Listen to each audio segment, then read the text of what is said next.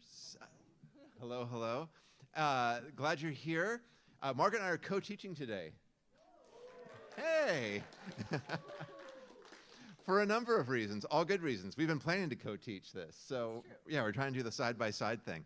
Sometimes in the past when we've taught, it's been like tandem teaching, like handing off, and we're actually going to do some dialogue today. So, more on that in just a moment. Today's topic, Jesus in his world and ours. We've done the Gospels, we've done the book of Acts, and last week Margaret started us with a kind of a step back or a step above and talking about this expression, this reality, the kingdom of God or the reign of God, and started to unpack what that means. In some ways today is linked to that. So we're talking about the question of Jesus in his world, understanding him in his context, his cultural context, social context, political context, and asking the question, what does that mean for us today? So if you were here last week, this will sound familiar. If you weren't here last week, we'll get you caught up. But as always, you can't have any kind of a meeting or service in a church without announcements at the beginning, whether you call it announcements or Our Life in Christ, whatever, they're announcements. And there's not a new scholar interview for today. We didn't record one for this week. That was by design. But on Thursday, there's going to be one with Beverly Gaventa, who's a world-renowned scholar on the book of Acts. On the Apostle Paul. Sorry. You're the world-renowned scholar on the book of Acts. Can you tell what I have to do this week? Yeah, it's my to-do list. Anyway, one coming that should be posted on Thursday. On Tuesday, if you want to come back to Westminster in 2 days and join us, there's going to be a presentation on the St. John's Bible. If you haven't heard yet, Westminster has, what is it called, a legacy edition? Heritage edition. Of the St. John's Bible. It's around, it's somewhere, and you can get more information about that and more discussion, or at least some rumination about how the church can best use that in our common life. And then on the 14th, Thursday, 6 p.m. in the sanctuary, Westminster Town Hall Forum with Makina Kelly. Yeah. I'm going to frame a little bit what we're up to today. As Matt said, we deliberately left today open when we were planning how this course would go, because we had no idea what this week was going to look like, what the outcome of the election would be, what the process of the election would be, and we thought that we had a hunch that this would be a day when there would be a lot of feeling in the room. We didn't know what the feeling would be, but we had a sense that this would be something that people would be responding to strongly. I think, are we hearing sound from the, okay. Awesome, excellent. So we wanted to allow for some space to think through what do the things that we have been encountering in our texts, the things we've been encountering in the New Testament, how do we think about our present moment in conversation with these texts that we've been encountering? What is Jesus doing in his world and in our world? What's the sort of so what? If we've done a lot of the what, what's the so what today of these texts? And so we want to make space for that, and we're going to primarily do that by engaging in some dialogue and some theological reflection on some of the themes that we've been engaging in our scriptures for today. But we also wanted to start by acknowledging that people will be having a range of feeling in the room today about the outcome of the election. There may be some for whom this was good news. There may be others for whom this was very hard news. And for those who are experiencing grief, there are many different stages and places of grief to be in. And so we wanted to name and acknowledge that there's no one way of feeling this week. And to acknowledge that that's what's in the room with us today as we encounter these texts. Matt, anything to kind of add to our framing of this? No. Okay, great. Well, we How's wanted that for dialogue there you teaching? go. That's Yeah. perfect. That's excellent. That's excellent dialogue. So, and Matt and I, as we prepared for this, we actually found ourselves in dialogue around, in particular, what were the texts that the two of us had been reflecting on over the week, what biblical passages were engaging us. And so we'll sort of be modeling that today. But we wanted to start out by offering you a chance to do some reflection of your own, and I'll let Matt set that up. Yeah, so we want to begin with some reflection around a pretty simple question. Did any biblical passages or stories come to your mind last week? A possible answer to this is no. That's quite all right. Too many is also a possibility, and these can be anything. Some of you have been journeying with us last year through the Older Testament. Some of you have been just here for the Newer Testament. Some of you have obviously heard biblical passages and stories in other places than here in this room. So just kind of curious, whether for comfort, whether for your own kind of interpreting your experience or your own longings, anything like that. So we want to give you just, maybe 2 minutes just to think on your own about this. You don't have to tell anybody else your biblical story, your biblical passage. You're welcome, if you're online, to put it in the chat or not. And then we'll collect some of those from you, spoken in just a minute. You're welcome to use the note card in front of you to write down an answer if it's easier to sort of think with your hand as you answer this question. We'll give you just a couple minutes to think about it, and then we'll invite responses.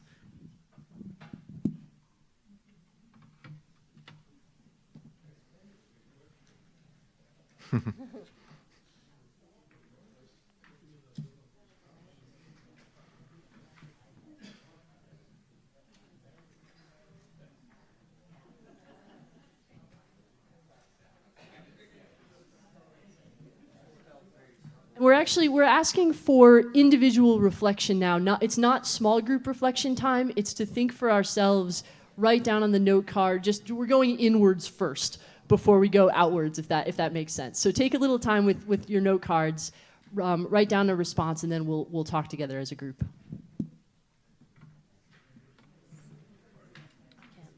Oh, sorry.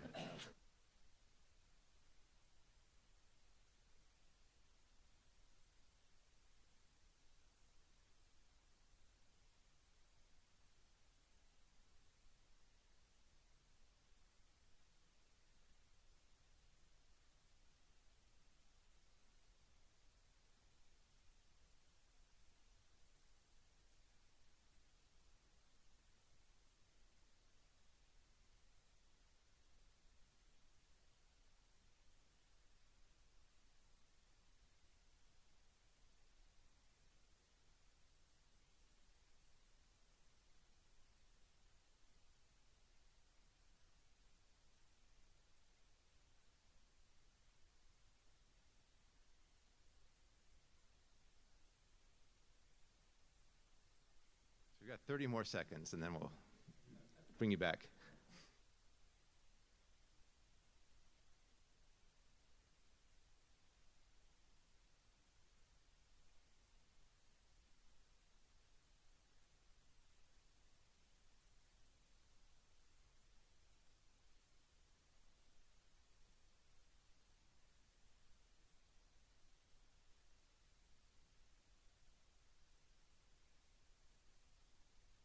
Margaret's going to circulate around the room. If anybody wants to share a story or a passage that came to mind for you, there's no right answer here. We're not fishing for a particular answer.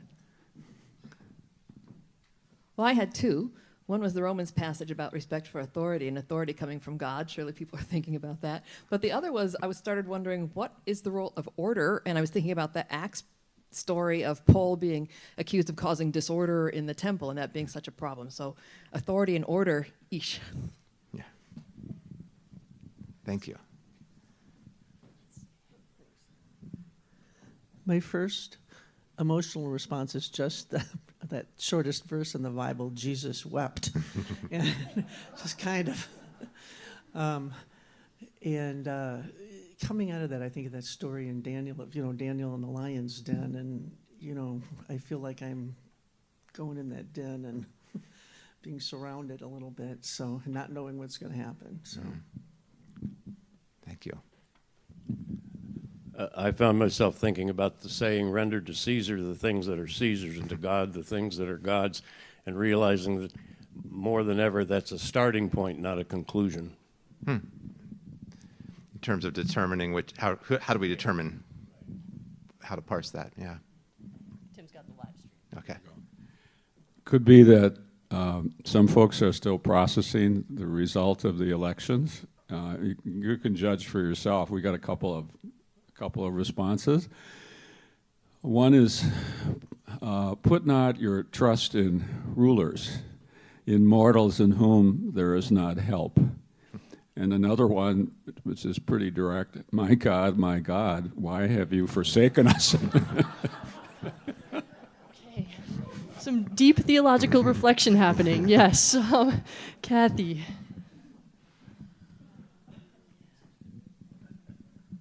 I don't know if I can top that one.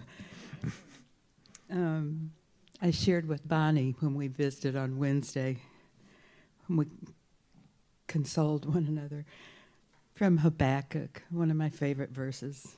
Though the fig tree does not blossom, nor fruit be on the vines, the produce of the olive fail, and the fields yield no food, the flock be cut off from the fold, and there be no herd in the stalls.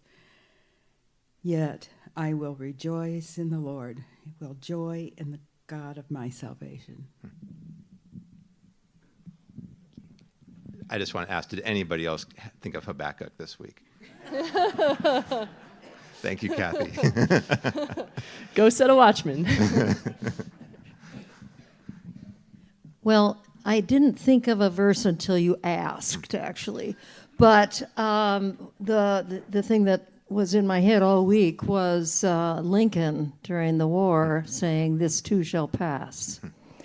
But then it asked for a verse. I want us to separate out the will of God versus the will of man here. But that the one that jumps into my head is love your neighbor as yourself. And that's what we all have to work on every day. And understanding who our neighbor is. Yeah. Yeah.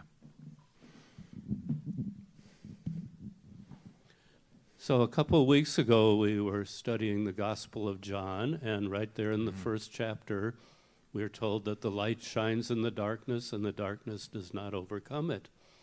And more contemporary, Martin Luther King, the arc of history bends toward justice, albeit slowly. I'm paraphrasing. Yeah.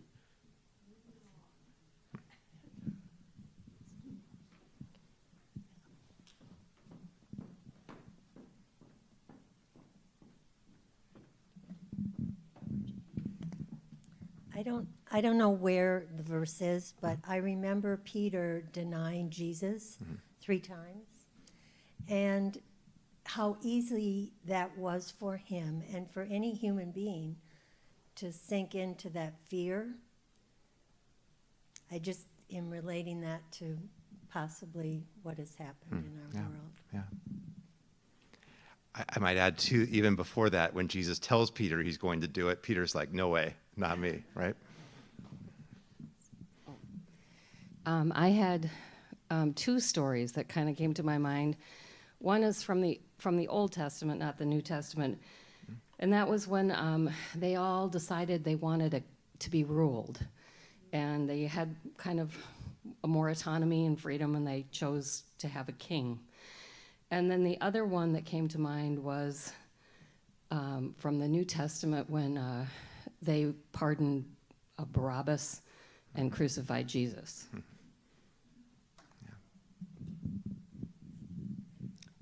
Well, for me, one of the challenges this week was really trying to find how to have a calm heart. And I thought of John 14:27, which is, "Peace I leave with you, my peace I give to you.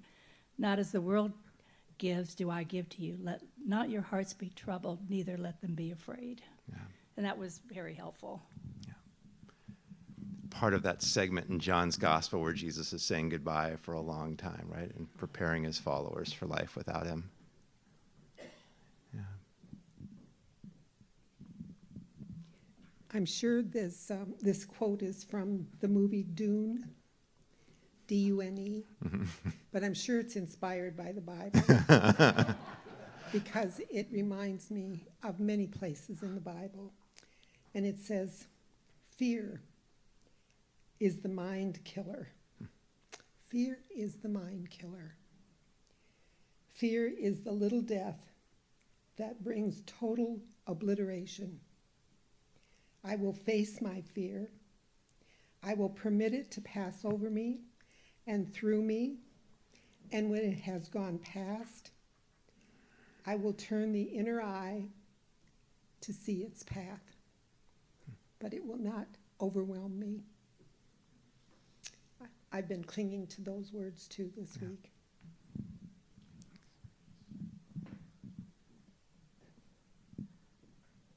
That isn't in the Bible, but there's a lot of be not afraids in the Bible. That sentiment is there.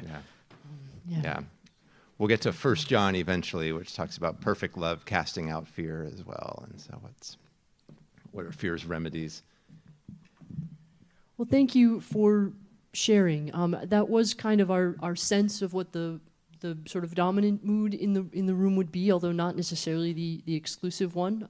There may be others for whom Psalm 21 or one of the coronation psalms is the appropriate scripture for now. But I think we wanted to really name that, to give a place to name some of what we're feeling and to begin that work of theological reflection on what we're feeling.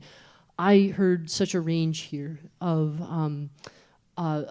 comfort, of challenge, of naming both sorrow and hope. I really appreciate the depth and the breadth and the places that you found in the scriptures. It didn't all come out of one particular passage. I was pretty astonished at the range that we got. Yeah, and I think Sit Tight Beverly Gaventa is going to talk about Romans 13. Did we get that on air, or was that off camera that we had? No, that's part of the video. Okay. So that was where we began with in Romans, where Paul talks about respecting the governing authorities who have been put in place by God, and right, and sort of what does that mean? What do we do with that? Where does that come from? Yeah, all of the texts that we're encountering, in some way or another, are engaging that relationship with political power, and how do people of faith navigate that relationship? So we wanted to move on now to sort of talk about our own theological reflections on this. We asked each other that question of what text has been with you this week. And for me, the daily lectionary, the very on Wednesday morning, gave a text that we encountered in this class last week, which was the parable of the mustard seed. And that sense of that small yet powerful seed growing into something larger that was in fact a place of welcome, right? The feature of the mustard tree that is remarked upon in this parable is that it is a place to house the birds. And I think somebody even last week connected that to creation, right? To not just other humans, but animals as well. And this sort of sense that the kingdom of God is something that is beyond our sight, our understanding, but that can be growing in our midst even without us knowing it or being aware of it. And for me, that passage was a real sort of touchstone this week. But Matt, what about yours? Mine's weirder than that one.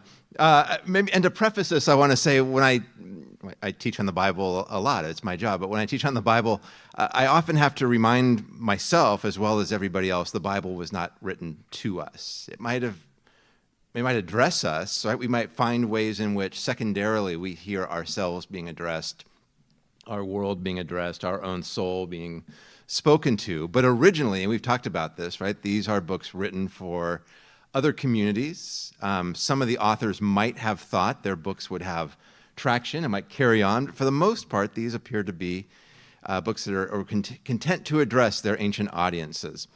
Over time, the church said, well, these still have a relevance to this, right? They still sing in some ways. They still challenge us in some ways. They still provoke conversation about how we should live in certain ways. And that comes to me really starkly in a passage where Jesus is talking about struggles to come and struggles in the world.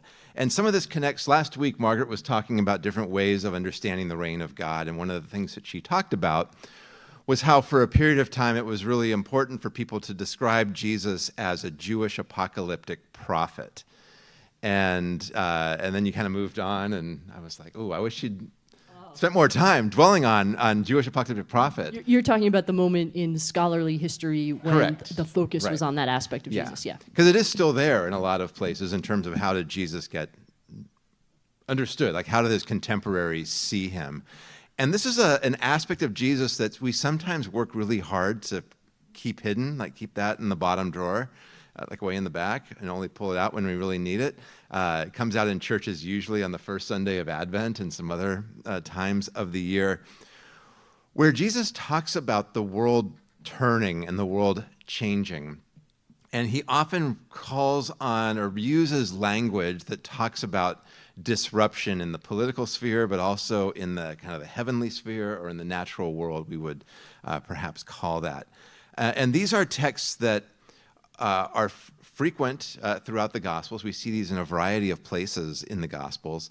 Like I said, it's a part of Jesus that we often kind of try to downplay and dismiss because sometimes these texts are dangerous. They can be dangerous in the hands of zealots, dangerous in the hands of people who see themselves as God's appointed leader or messenger. So there's good reason why the church sometimes dismisses these. But every now and then I go back to them and kind of wonder what people might have heard in them. So by apocalyptic, I don't mean Jesus is imagining the destruction of all things. We've talked a little bit with Daniel last year, and if you were in the summer series as well, a little bit about some Jewish texts that were in circulation in the first century that imagined God breaking in and reordering human society. We see traces of that in the Gospels when John the Baptist is preaching about God coming in and cleaning house, or even when Jesus is talking about a future with him. And we see in three of the Gospels, Matthew, Mark, and Luke, all in about the same place, all just before his final night with his disciples. In other words, the last extended teaching we get from Jesus in Matthew, Mark, and Luke, just prior to the Last Supper and his arrest. And he has some disturbing visions about the future that he talks about. It's also, so just prior to his arrest, just after a week of some pretty significant turmoil in Jerusalem, right? This comes at the end of his time getting into conflict and controversy with his opponents as well. Right. And this is a speech that he gives just to his followers, but immediately after this, we're kind of taken into the halls of power, and we see that everybody's ready to, at least the leadership is ready to have him arrested. So it's a tense time in the Gospels. So let me just read this from Luke 21. When some were speaking about the temple, which is where he has spent this week teaching, how it was adorned with beautiful stones and gifts dedicated to God, he said, "As for these things that you see, the days will come when not one stone will be left upon another, all will be thrown down." They asked him, "Teacher, when will this be, and what will be the sign that this is about to take place?" And he said, "Beware that you are not led astray, for many will come in my name and will say, 'I am he,' and the time is near. Do not go after them. When you hear of wars and insurrections, do not be terrified, for these things must take place first, but the end will not follow immediately." Let me pause here. We think Luke's written after the temple is destroyed in the year 70. Right? So for Luke's readers, the temple is gone. And part of the way this is cast here is you're going to hear of horrible things that take place, but those are not signs of the end, right? We know from other Jews writing in the first century that during this war, this uprising that happened in Judea, there were some Jews who thought, this is it, this is the moment, right? No way will God let the Romans destroy the temple. This is where God's going to break in and remake the entire world order. Of course, that doesn't happen, and so Luke's gospel might be written in such a way where Jesus is trying to say, let's separate the violence of the day from God's ultimate design, right? Let's not confuse those two things. But then he also says things like, nation will rise against nation, and kingdom against kingdom. There will be great earthquakes, and in various places famines and plagues, and there will be dreadful portents and great signs from heaven, or literally great signs from the sky, right? So there are some Christians who say, well, what are these things? Which earthquake are we talking about? Which uprising are we talking about? I think this is Jesus talking about life in general, right? Read the news. This is the way in which the world seems to continue to operate. Right? There's a kind of, not resignation on Jesus' part, but just an acknowledgement, right? I have not come to make the world a safe place immediately, right? The cross and resurrection will not suddenly make priests break out all over the place. But before all this occurs, they will arrest you and persecute. They will hand you over to synagogues and prisons. You will be brought before kings and governors because of my name. And then an interesting line, this will give you an opportunity to testify or to bear witness. So make up your minds not to prepare a defense in advance, for I will give you words, sorry, that's misspelled, and a wisdom that none of your opponents will be able to withstand or contradict. You'll be betrayed even by parents and siblings, by relatives and friends, and they will put some of you to death. You will be hated by all because of my name, but not a hair of your head will perish. By your endurance, you will gain your souls. So we get this language that can be very polarizing, obviously, right? And can lead some groups to think, well, we're the chosen ones. We're always going to be right. That's not why I'm looking at this text, right? I'm looking at this text because it names something about the reality of struggle. And for me, it's a stark reminder that the New Testament, I would say most of the Old Testament, is written to people who understand themselves to be relatively powerless in the world.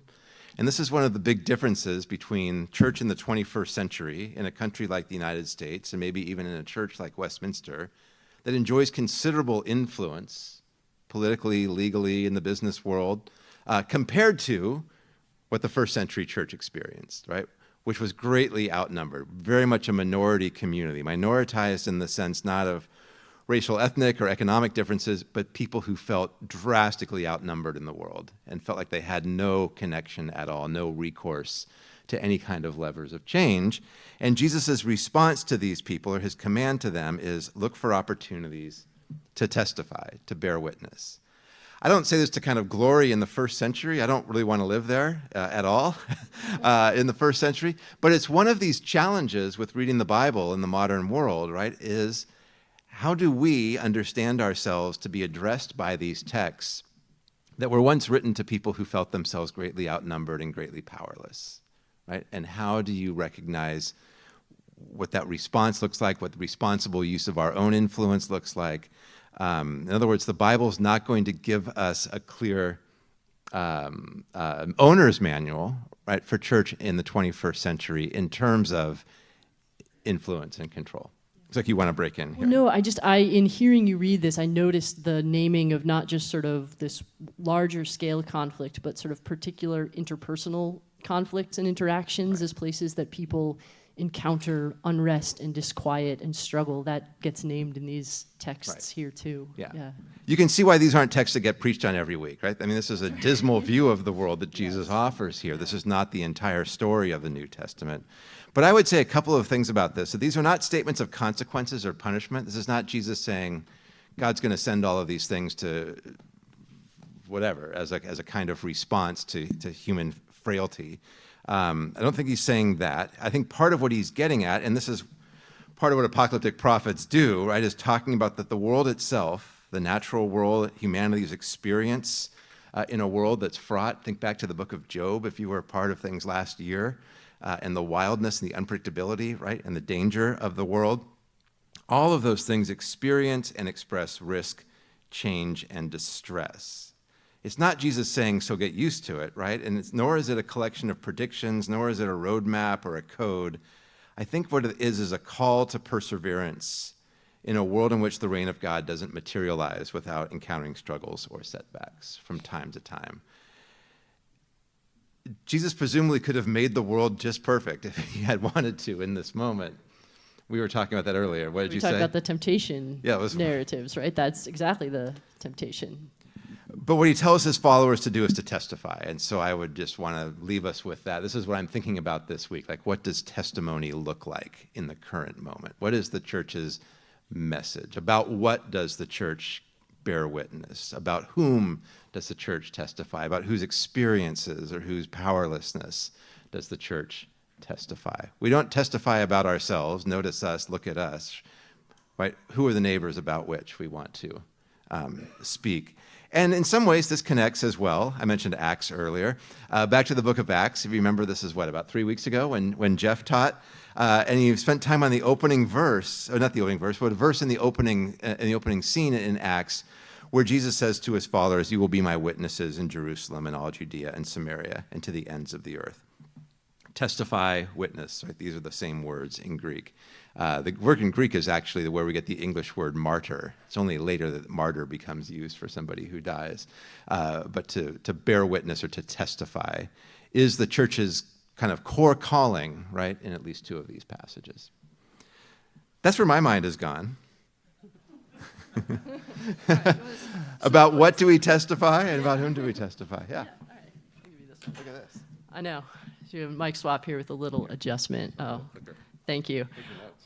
Thank you. I'll take it. So we in sort of sharing our own thoughts and reflections on the scriptures also thought, what does this mean then if that call is to testify? What does testimony look like? Testify, I mean, that's another verb, just sort of like apocalyptic literature, right, as a noun that seemed to belong to another kind of Christianity. That's not necessarily a word that mainline Protestants use very much as testimony, but it shows up as this sort of act of bearing witness, of perceiving and naming God's activity in the world, and that being part of our fundamental call as Christians, as followers of Christ. And we wanted to look in particular at a place where Jesus does some teaching about how to do that. Matt spoke earlier about Jesus as apocalyptic prophet, which is a sort of scholarly lens for understanding who Jesus is. And I want us to take us back to the gospel according to Matthew. And if we remember from our look at that gospel, one of the things that we really emphasized in who that gospel conceives of Jesus to be is Jesus as teacher. He had these 5 discourses that he shared with his disciples, probably the most famous of those being the Sermon on the Mount, but there's 5 of them in total. And in Matthew 10, we get what's often called the missionary discourse. This is where Jesus basically equips and assigns his disciples with what their work is to do in the world. And I want us to take a look at this. I first really encountered this text when somebody known to this congregation, Anna Carter Florence, who used to be an associate pastor here, she was our guest at my preaching group one year, and she had us act this out. So I have a whole set of hand motions to go with this text. It's a sort of a personal favorite because of Anna Carter Florence, but let's get into it. So this is it begins with a little gloss saying what's going on here. These 12, who are the apostles, Jesus sent out with the following instructions. Do not take a road leading to Gentiles, and do not enter a Samaritan town, but rather go to the lost sheep of the house of Israel. Now, in Matthew's gospel, remember this changes at the end of the gospel. We get the Great Commission sending the disciples out to the nations to go and preach the gospel to the nations. But here we're starting with the lost sheep of the house of Israel. As you go, proclaim the good news. The kingdom of heaven has come near. Remember, kingdom of heaven, that's Matthew's kingdom of God language. So a big part of the content of the proclamation is the kingdom. Cure the sick, raise the dead, cleanse those with a skin disease, cast out demons. You received without payment, give without payment. Take no gold or silver or copper in your belts, no bag for your journey, or 2 tunics or sandals or a staff, for laborers deserve their food. Whatever town or village you enter, find out who in it is worthy, and stay there until you leave.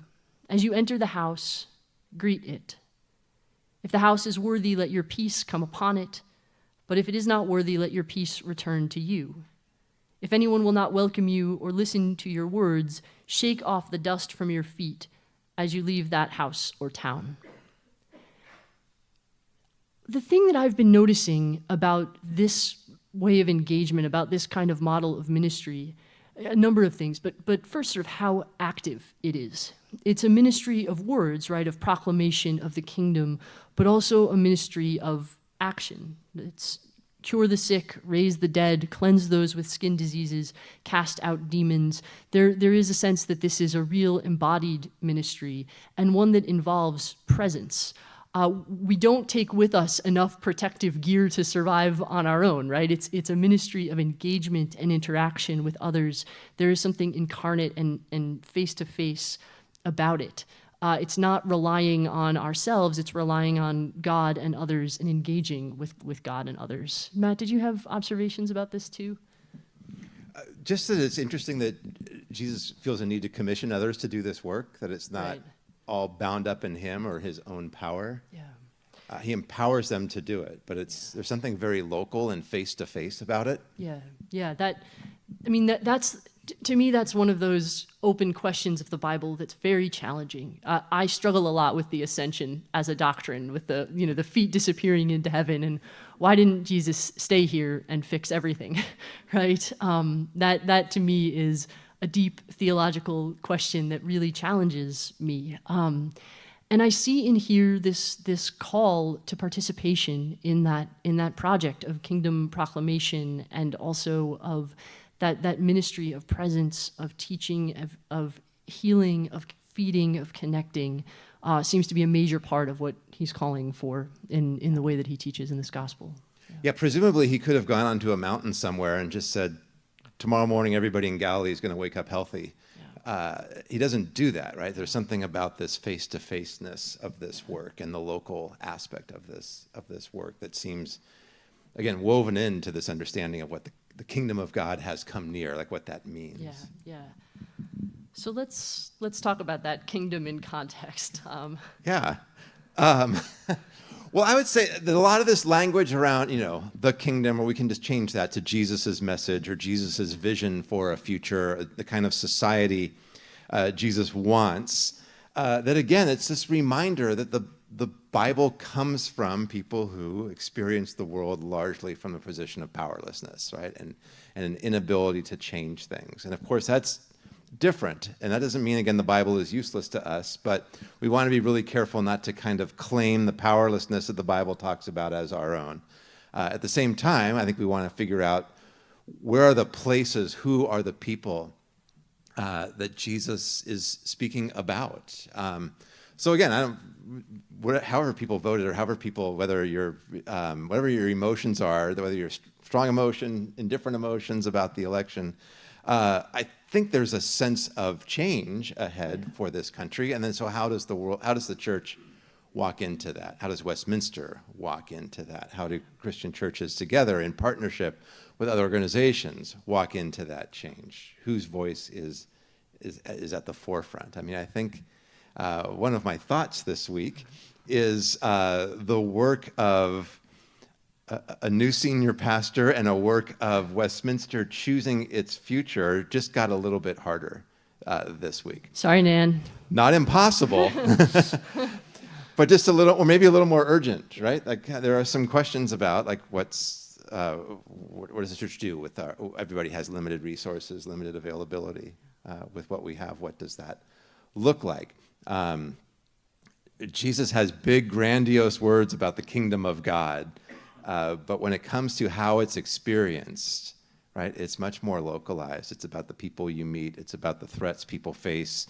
It's about these opportunities for testimony. So there's this interesting dance. I'm so thrilled that a lot of you shared texts as if those speak into our moment, because they do, right? There's ways in which some of these texts, we hear ourselves being addressed by them, but also to remember the context out of which they came, I think, is really important.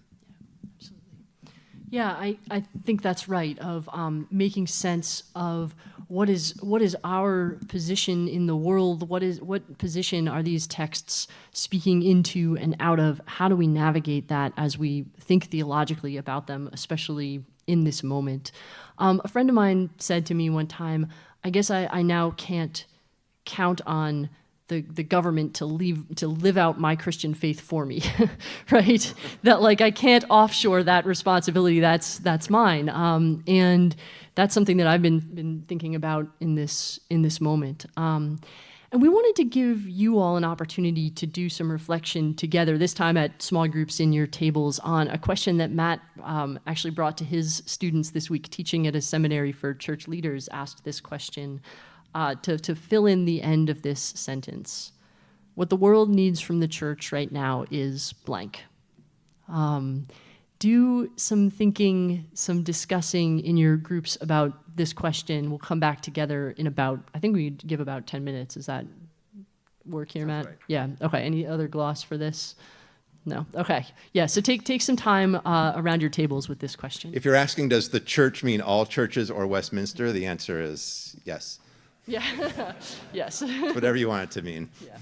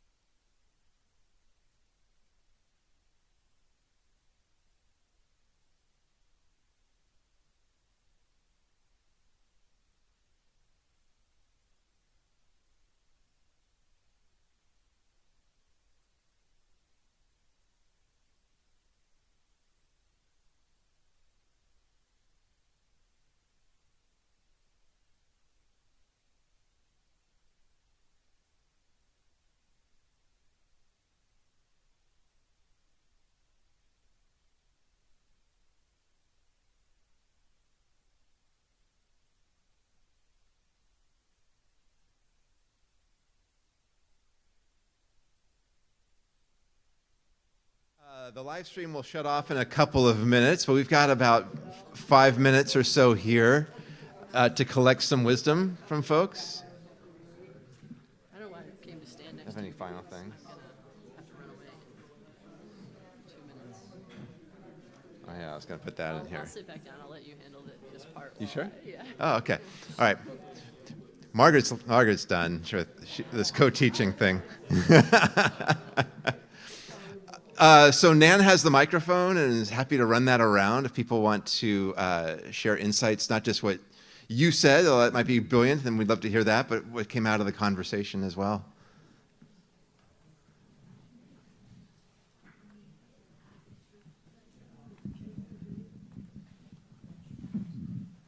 Dwayne. The recent election and the reading I've done says that in the United States as a whole, men, especially white men, older men, living in rural areas, working at hard jobs, no college education, they feel neglected, and that's one of the reasons they, en masse, voted for Donald Trump. Mm-hmm. So I think one of the things that we could do here at a church like Westminster is to have trips by some of us in the summertime to go out and live in one of those rural communities and try to get to know them and understand them. And in the process, we give our perspective too, but I see it mainly as a learning opportunity for us.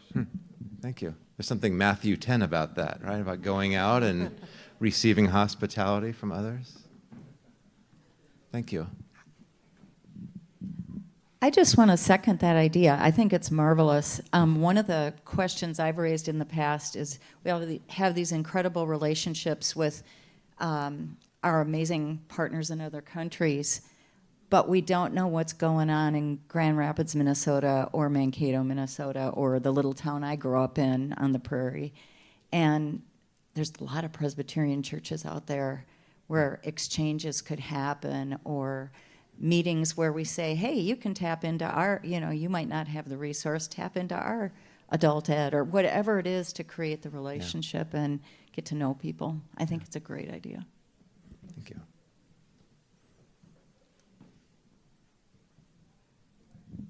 I really do hate to dominate, but but I'm going to, I guess.